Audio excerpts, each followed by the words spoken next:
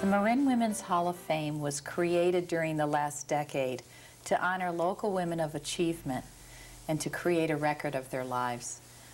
My name is Nancy Nakai, and today I have the pleasure of welcoming Joyce Goldfield, the 1994 Marin Women's Hall of Fame honoree for community service. Congratulations, Joyce, on your recent honor. Thank you. We are here today to learn all about Joyce Goldfield and about the wonderful work you've done here in Marin County. And we take things in chronological order. Your life did not begin here in California. It began in Massachusetts on an island. Could you tell us about that? It's the island of Martha's Vineyard. It's 9 miles off the coast of Massachusetts. It's a 9-mile by 20-mile island. Nantucket's a sister island, sometimes more famous in the news and so on. And lived there all my life until I left to go to college. So you experienced life as a child in the middle of the Atlantic Ocean. Yes, very much. We always felt that the United States was an island off the coast of Martha's Vineyard.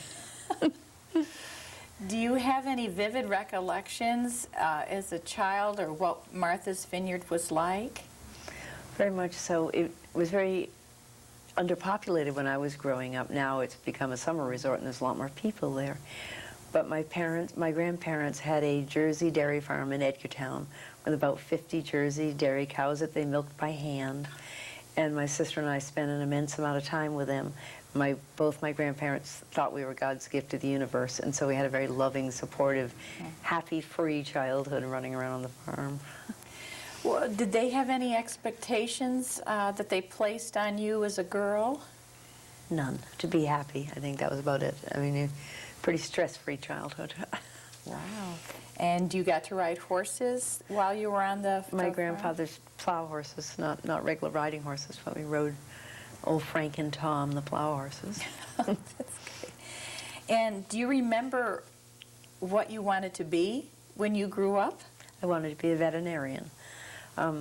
My dad had tuberculosis twice during my young life growing up and was in a sanatorium part of the time, and finances were very meager and that wasn't an option at the time. And because of Daddy being in a sanatorium, and we had more of a medical influence in our life, I think, because of that. And my sister Shirley became a physical therapist, and Daddy encouraged me to be involved in the medical field in some way, and I became a medical secretary and office assistant, and basically office nurse, learning to do minor procedures and so on. So they encouraged you as best they could. Yes. You had mentioned previously that upon graduating from high school, you followed the medical inclination and went on to secretarial school and became a medical secretary, also learning procedures, and you ended up somehow in Florida. We heard that they needed people in Florida because of the medical school there, turning out so many doctors who didn't have very much money to start with, and they needed a one-woman an office girl. So I went to Florida with $100 in my pocket with my roommate and ended up getting a job working for John K. Robinson, who ended up the assistant dean of the medical school. And so I worked in the clinics at the medical school. Very interesting, loved my job. But you did not stay in Florida long. No, I met my husband-to-be, Elton Goldfield, was a senior medical student, and he was doing his residency training in internal medicine. He wanted to do it here on this coast at the VA hospital, which was then in Oakland, but moved to Martinez afterwards, because the man that wrote his cardiology textbook was at that hospital. But when we came out, we found the man retired that year, so. But it was a great residency, and he enjoyed it anyway. Many, many fine men working at the hospitals. So while you were living in the East Bay, I understand that you had 2 children. Yes, we had Cindy in Norfolk, Virginia. Elton was in the service when we first got married. So Cindy's a Virginian. She was born in Norfolk, Virginia, and John was born at John Muir Hospital in Walnut Creek. But you did not end up staying in Walnut Creek, and I understand that was because of a rather tragic circumstance.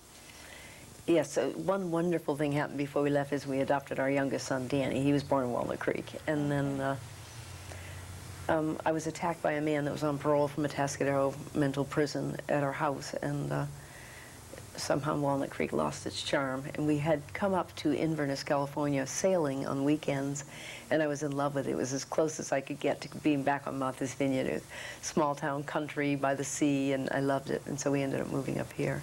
And my husband was in practice in Walnut Creek, but he became the head of the emergency room at the Ralph K. Davies Medical Center in the city, and then he could work one day and have 2 days off, work 24 hours and have 2 days off, so that's how we were allowed to live in Inverness and Ellen could still be a doctor. You had some difficulties physically, though, after moving to Marin as a result of the attack. I understand that it led to the onset of some things that you're still dealing with. Is that right? Well, it was the beginning of MS, which is, I'm told, often caused by severe emotional or physical traumas. I guess that fits in both categories. And the sad thing I had to give up is I was a 7-day-a-week ice skater, a figure skater, a para skater, an ice dancer, and an ice skating judge. And that was my great love. And yeah, that's why I couldn't hold an edge on one skate and had to give that up. And that's still tough. I still have my skates one of these days. One of these days. What led you to found the Halleck Ranch, which is, of course, the work for which you are so loved here in Marin County and for which you've been honored? Was it an idea that had been with you all along because of your love of horses from Martha's Vineyard, or? No, it all got put together on sort of a fluke. I was volunteering time at the Morgan Horse Ranch at the Point Reyes National Seashore with a girlfriend, putting mileage on colts that Dwayne Irving was training to use as ranger mounts. And unfortunately, I rode a horse named Dill Pickle, who bucked me off, and I broke my shoulder in 19 places and spent the next 2 months in a body cast with my arm attached to my chest by a broomstick. And talking to Dwayne about how frustrating that was, and you couldn't get in and out of a car, you couldn't get into the woods, my beloved woods and ocean I couldn't get to. And he said that oftentimes school bus loads of children would come from Napa State Hospital, and all the children who were retarded, he could show the whole park to, the whole Morgan Horse facility, but there was always a child in a wheelchair sitting by the bus, and there was no way of getting them into the woods. So we talked about it. He had a ranch in Nicasio, and he raised quarter horses and used them for farm work. They were very gentle, and I had 3 wonderful teenage children. Why didn't we see if it would work? Talk to Marindale School for Handicapped Children, see if they'd like to come out and put 4 sound legs under them and a good friend under them, a horse, and lead them into the woods and see if they would enjoy it. My husband at the time went with us to Marindale School and talked to the physical therapists and the parents about various disabilities, cerebral palsy, muscular dystrophy, how riding would affect that. And we learned that it's very therapeutic, that the triple motion of a horse's body, the barrel rolls from side to side as they walk in their tummy, and they sort of go up and down, and then you have this kind of a motion. And that triple motion basically teaches children's muscles, balance, and coordination that they wouldn't be able to learn from a stationary wheelchair. So it has rather profound effects on them physically. It develops their intercostal muscles, where children in a wheelchair often slump over and have a lot of upper respiratory problems. For autistic children, it takes away their need to be constantly moving. They call it self-stimming movements. The movement of the horse allows them to sort of tune into that, where they start noticing their environment, looking around them, and being more tuned into what's happening. We've had 2 children come completely out of autism at Riding Club, which has been amazing. And for retarded children, it's a great success story. They can learn to do something as well as any able-bodied child can. And for deaf and blind children, they have a nice, safe environment to learn a sport in with a supportive background. I do see signs, so there's somebody that can talk to the deaf children. And for the blind children, the leaders that lead the horses see to it that they're safe going under limbs and so on, so they can learn to ride where they couldn't at a regular riding stable or something. So you got support from the Marindale School, and they agreed to bring some of their students out. Was there people there to help you? Did you conduct each horse personally, or were you able to get some support out in West Marin? How did you go about doing this? My children talked all of their friends into coming, and we started the first day. We had 12 children and 6 horses, so we did 2 sessions. We were terrified because we felt like we didn't know what we were doing. Marin County 4-H insures us. We're a Marin County 4-H club, And that allows us to do this because the underwriters would not approve, I don't think, of handicapped children on horses. It's always tough equine insurance. But our children helped, and they got their friends to help, and we had a station wagon that sometimes we'd have 14 kids we'd take from West Marin out there. And now the riding club's all got over 500 riders, and we need a lot more volunteers. So children come to us from all the Marin County schools doing community service hours. The churches and synagogues have children do community service hours before the bar mitzvah or confirmed or something. The alternative sentencing program sends a lot of youthful offenders have traffic tickets to work off. And we've had the good fortune of children come with 8 hours of time they have to do for community service, and 8 years later they're still with us, so they fall in love with the program. Well, it's really something.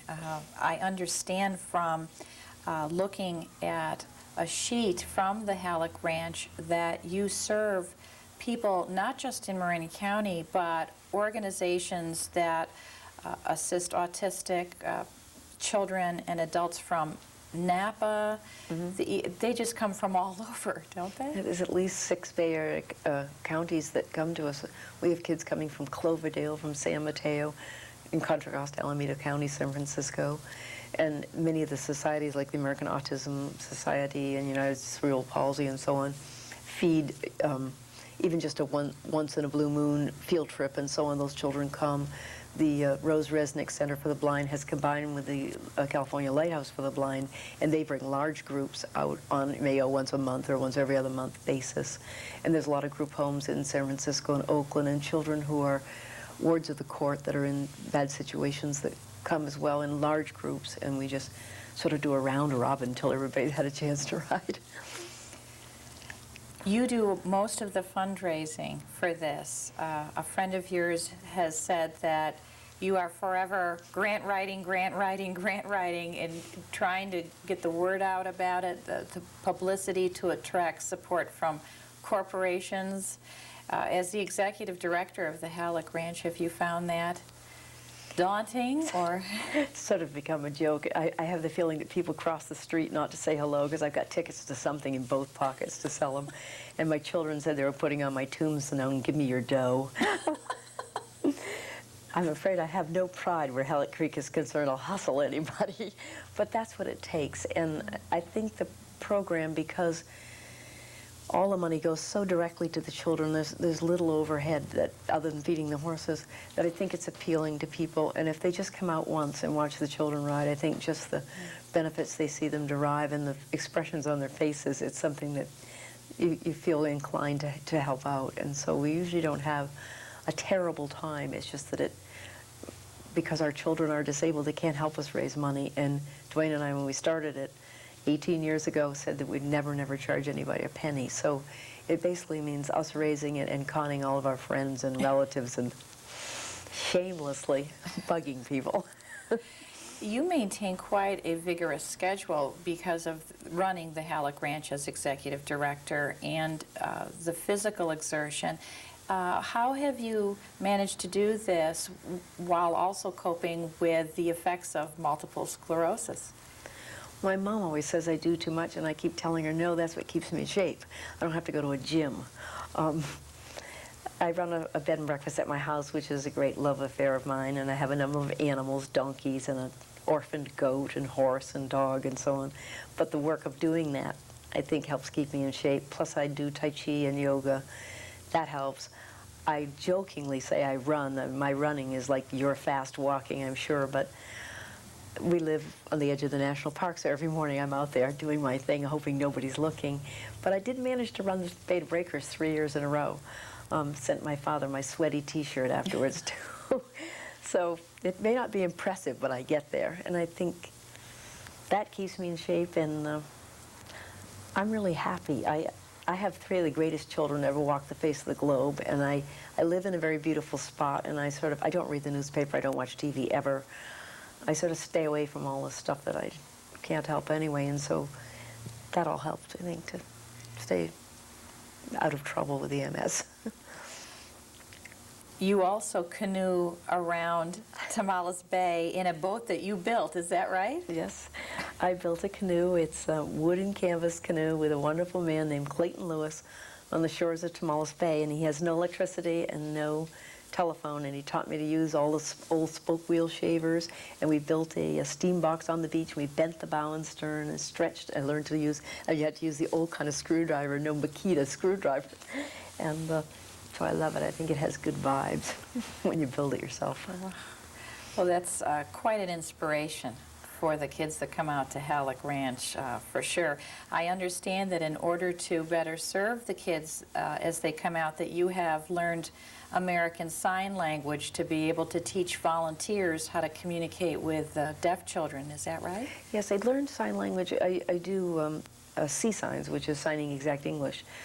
A friend of ours in town has a deaf daughter and offered to teach the town of Point Reyes, and so we all went over and took lessons from her. And then a year later, we started the writing club, and so I kept taking until finally Sylvia said to me, "You've got to start teaching." He's like, "No, I don't know it well enough." And she said, "That's how you'll learn it, is by teaching it." So I started every Thursday night for years.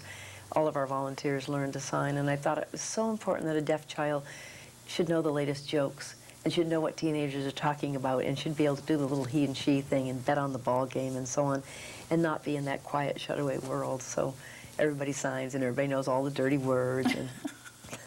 And in addition to sign language, is it true that you've helped design saddles that will help accommodate the children?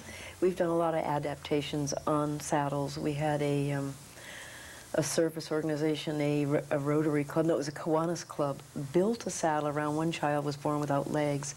And basically a saddle maker, Jim Palm, who's passed away now, had the child sit in Dwayne's hands, and he molded Dwayne's hands and then covered it with leather and built a special tree. And then the side of the saddle, he had leather hand-over-hand grips so she could get on by herself. And he had a little pocket on the side for her Zories, because she walked on Zories on her hands on the ground. And she got so she could go off on her own on the horse. She did all the bug collecting for a science project and got an A. They thought she wouldn't have to do the science project because she was disabled, and Karen said, "No way," and did all this on her horse. And now Karen's in Washington. She's a very active advocate for the disabled, made quite a voice for herself in Washington. An inspiration, this young lady is. Well, that must make you feel so proud. Well, it does, because she won an award from the Marin Community Foundation for overcoming obstacles, and she invited us to her dinner, and she said at that dinner, "I never thought I could do everything everybody else can do until I went to Halleck Creek Riding Club, and then I learned to ride a horse, and I realized I could do that as well as anybody." And she said to the audience, "Everything you can do, I can do too. I just do it a little different. I just learned to do it a little differently." So that really made you feel good. Through the years, you've been able to develop the riding program so that now you own the ranch where the riding takes place, and it's out in Nicasio. Was that a long process to gain ownership of the horses and the land? We're still at it, dear. Oh, yes. Yes, the land was originally Dwayne's ranch, and then through families, divisions, and so on, it was split up and sold. Thanks to the Marin Community Foundation, they came up with the down payment for us to purchase 60 acres. George Lucas bought 600 and turned it into green, open space, and leases it back to us for $1 a year for horses to graze. And Dwayne's family owns the back piece and allows us to ride and camp on it. We still owe the Marin Community Foundation for the rest of our land, and it's due this July, as a matter of fact. But I just know that somehow we'll work it out. We'll never have the money to pay it off, but it's been very much of a Lilies of the Field organization, and sometimes I think my worrying about things gets in the way of things coming our way, and it somehow works out, so I have no fear that this will work out too. Was there someone out on Martha's Vineyard that served for you as an important role model? My dad, very much. They talk about a small fish in a large pond or a large fish in a small pond, and I guess Daddy was the latter. It's a very small island. But he was very revered by everyone on the island. He was a swordfish harpooner to start off with, until he got tuberculosis, and then he could no longer do physical work. And he taught himself. He had a 10th grade education. He stopped in the 10th grade to put the hay in one summer, and my grandfather forgot to tell him to go back, so he never went back. And so he taught himself double-entry bookkeeping, and he became town accountant and town clerk for the town of Edgertown, which is, there are no schools in the country that teach small-town bookkeeping like that. It's something you have to teach yourself. So he did that for a number of years until he got tuberculosis again. And the second time when he came back, he went to work for the town, but he felt he should own a business, and he ended up buying a package store, which is a liquor store out here, I guess, called a package store back there, and started with a little tiny, almost little one-room store, and ended up making a bigger store, and finally retired from doing that, but was very active in community work. He helped put together nursing homes on the island. He was very involved environmentally in the Trust of Public Land and in the Rod and Gun comes stocking the island with pheasant and deer and so on, and quite helpful with kids on the island. It seems like he was everybody's friend. And my dad died 5 years ago, and when he died, they shut down every business in town, and the police department and people lined the streets all the way to the church. So he was very much loved and very highly thought of, very poor all of our lives, but we were taught very much growing up that that wasn't what counted, and that it was who you are and what you were worth. And so he was my idol. Wow, sounds like Still is, I guess. Yeah, wonderful I took his man. picture to the Hall of Fame night. Did you? Oh, that was... You've talked a lot about your father. Tell us about your mother. I probably learned courage from my mother. My mother not only kept our family together and happy and on the map all the time. My dad was in the sanatorium both times. My mom has a 6th grade education and taught herself double-entry bookkeeping and took over one of his jobs. And then after I got hurt in the courtroom watching my mom, she said, "You have to go and testify so that this man won't hurt somebody else." And she said, "There's an astronaut, a woman astronaut in space right now from Russia, and they call me Sissy. If she can do that, Sissy, you can do this." And she sat there, this little tiny 4'10" lady in the courtroom with her eyes locked on mine the whole time. And I just knew I could get through as long as I could just keep my eyes on her. And you realize that was your well of courage. You have been honored many times for the wonderful work you've done, including you were on television back in 1988, I think it was, as one of Channel 4 KRON TV's people who cared. Would you like to tell me about that adventure? That was wonderful. One of our young ladies, Claudia Johnson, who has cerebral palsy, typed on her computer with great difficulty. She entered me in this competition or whatever. I didn't know about this, and I had written to Those Who Care nominating Dwayne Irving, who runs the riding club with me, and I was scrubbing the floor on my hands and knees one day, and the phone rang, and they called and said, "This is KRON TV," and I yelled in the lady's ear, "Dwayne won, Dwayne won," and she said, "I don't know who Dwayne is, but you won." I said, No. I wrote about Dwayne Irving," and she said, "Well, a lady named Claudia Johnson wrote about you." Then I was speechless. I didn't know what to say. So Claudia went with us in her prom dress to that evening, and it was quite impressive. There is so much that we could do in Marin County and in California on behalf of those people that are differently abled. Do you have any suggestions for people who would like to work on behalf of your clients, your kids, as to what kind of action they could take to support programs such as yours? Definitely. I, to my depths, believe the biggest barrier is attitudinal, and that you can put all the curb cuts and handlebars around the toilets and everything. If you don't love them and play with them and make them your friends, you've got nowhere. And I think that's what all the young volunteers that have come to Riding Club through the years have learned, that they've helped people on the buses, kids that I've taught to sign, have helped people who've gotten a problem with a bus or gotten a problem filling forms out at a doctor's office. They will never go buy a wheelchair that has a child in it at the fair or at a parking lot without going over and saying hi and making that contact. And I think a lot of people, they have no bad problems with a disabled person except that they don't know how to do that. And we have taught them for 18 years they're no different than you are. You get in a water fight and they'll get you just as wet as you get them. They're just kids. They just happen to be in a wheelchair. And I think that's the main thing. If we could just learn that these are no different than you and I, and they're but for the next automobile accident or MS or whatever, could be you, and you're still the same lady, and you still have the same hopes and dreams and loves and enthusiasms and that you've always had. And that's the thing I think people need to work on, and realize that you've got to be there with them and for them, like all the able-bodied people. They call us tabs, temporarily able-bodied. Sobering thought, huh? Really, sobering thought. I remember from the Hall of Fame celebration dinner when you were talking about the inspiration behind your program came from leading off a group of young children under 4 strong, healthy legs moving away, and as you turned back and looked at the farm fence and saw behind them there the wheelchairs and the walkers, and the inspiration you got from seeing the wind whipping through their hair and the smiles on their faces, many people came away from that evening wanting to write their congressman to guarantee that there would be funding for programs such as this. But you suggest that it also starts at home with Yes. everyone's attitude. And the way you raise your children. You raise your children to understand that these are just kids.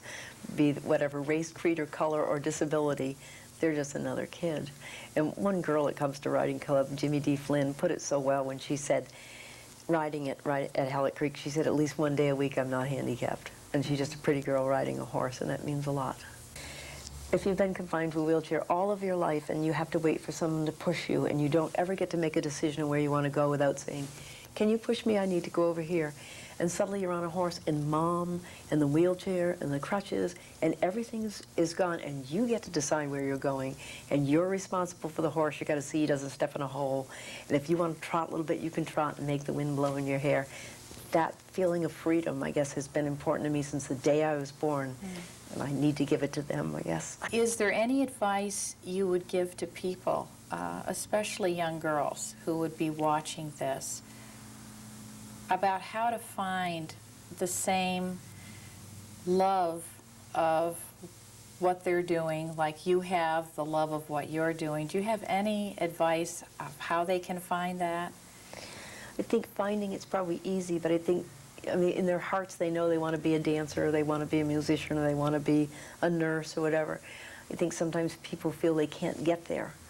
And that's what I guess what I need to, my feeling would be that you can do anything you want. If you can raise $80,000 a year to keep Riding Club on the map, you can do anything. And even though there are a lot of barriers put in your way about not owning land or insurance problems, and in every field there are those barriers, as long as you are determined, you'll get through them no matter what. I have a daughter who wanted to be an actress from the day she was born, and Cindy's an actress now. And I love that, of just having this saying, this is what I'm going to do, and there's going to be all kinds of stumbling blocks to get there, but this is what I'm going to do. And she's been a great inspiration to me of just keep going. And Dwayne says the reason the Riding Club survives is we went out there every Saturday. And there's something to be said for that. Instead of getting bogged down in any of the snafus that happened, forget about them. Go out there, saddle the horses, do it. And that's what I'd say to kids. Do it, whatever it is you would like to do. And it will work.